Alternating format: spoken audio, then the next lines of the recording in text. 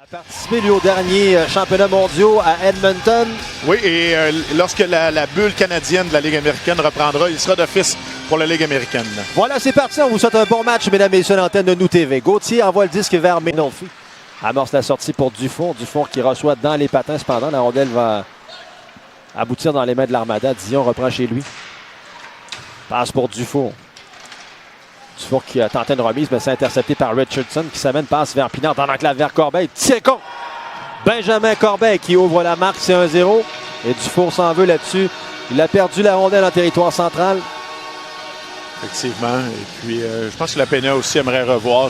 C'est jamais là, le but dans le five-hole du gardien de but. En fait, le cinquième trou, là, on veut jamais accorder ce but-là pour un gardien de but.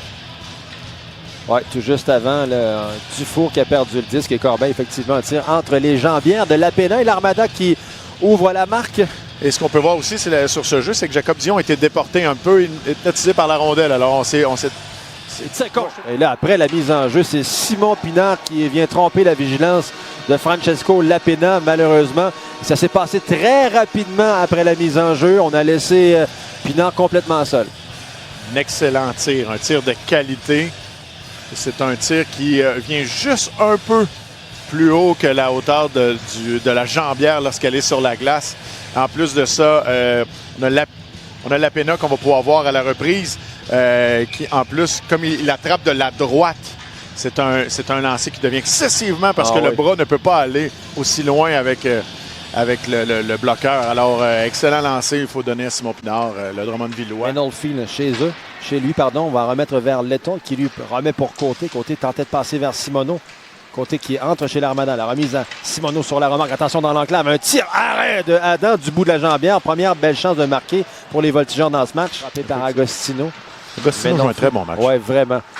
Agostino là, qui va laisser pour Dufour. Dufour qui passe en enclave vers Woodward. Un bon tir à la glace. On est libre dans l'enclave. Agostino n'a pas été en mesure de s'en emparer. Et c'est Gendron qui décampe en contre-attaque.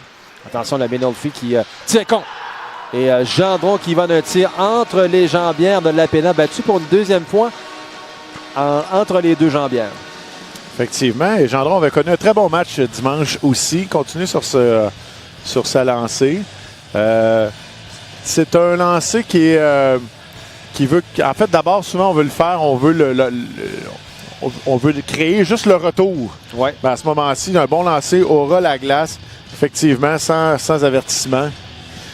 En plus, c'est un gaucher qui arrive de son côté. Ouais. Alors, en plus, il y a moins d'angle encore quand il laisse aller son lancer. Donc, effectivement, un lancer que Lapena, que son bâton n'était pas complètement sur la glace. Oui, le but des voltigeurs, évidemment, s'en veut. C'est pas le genre de but que tu vas accorder quand tu tires de l'arrière, surtout 2-0. Ton équipe, quand même, ne joue pas un mauvais match. Attention à la Ferrière. Tire, quel arrêt de Lapena. Ça, c'est la façon de répliquer. Voilà, c'est la meilleure réponse qu'on peut faire. Donc, on va le voir directement sur le jeu. Tous les joueurs se sont mis en mouvement. Donc, et le joueur qui n'était pas dangereux, celui qui était devant le but directement, c'est celui que le défenseur de l'Armada a pris au lieu d'aller vers Dufour. C'est ce qui a libéré toute la possibilité à Dufour de lancer un tir aussi puissant. Attention, Edmond va s'échapper au filet de la Pena. Tiens con! Et Luke Edmond qui redonne une priorité de 3 buts. Tu as été prophète de malheur. Tu venais de dire qu'on ne voyait pas beaucoup Edmond depuis le début du match. Le voilà. OK, est-ce qu'il faut que je m'en aille parce que j'ai été prophète de malheur? Ou... Non, ici, encore une fois, il faudra regarder tout ce qui s'est fait à la mise au jeu. C'est une mise au jeu qui a été gagnée par l'Armada et la relance a été très, très rapide. Ça veut dire qu'on n'a probablement pas pris nos joueurs. Et là, ça, c'était le 4e trio. Ouais. Des fois, après avoir marqué un but, on le voit, Edmond a des mains. Tu peux pas te permettre de laisser un aussi bon franc-tireur s'échapper de la sorte. Oui, c'est peut-être pas le meilleur. C'est Woodward qui s'empare du disque, qui passe en territoire central. Simoneau vers Dufour. Dufour, un tir bloqué par Adam. Retour, quel arrêt d'Adam au départ de Simoneau, alors qu'il était allongé tout son long dans son demi-cercle, hâte de voir la reprise là-dessus. Simoneau, lui, pensait avoir un filet béant et un but gratuit. Transfère le disque pour Woodward et vers Simoneau. Là, c'était télégraphié, malheureusement. Et là, attention, le Pinard va s'amener avec Corbeil à 2 contre 1. Pinard vers Corbeil. Tire, quel arrêt de la Pena du bout de la jambière. On relance de l'autre côté. C'est Côté qui va s'amener.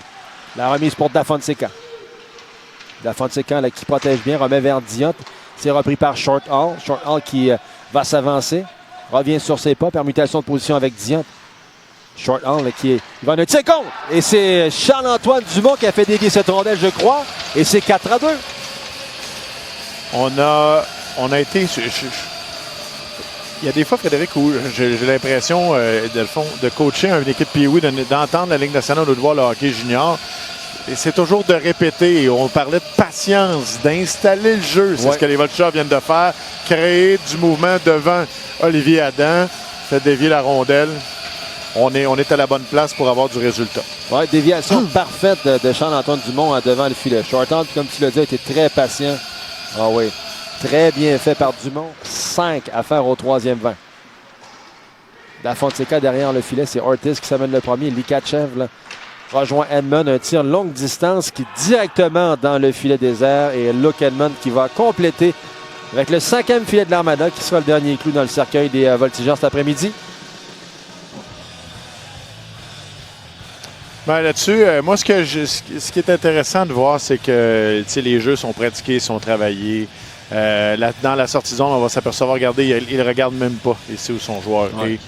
À ce moment-là, c'est très dur de pouvoir venir mettre en échec un tel passe ou de la prévoir. Donc,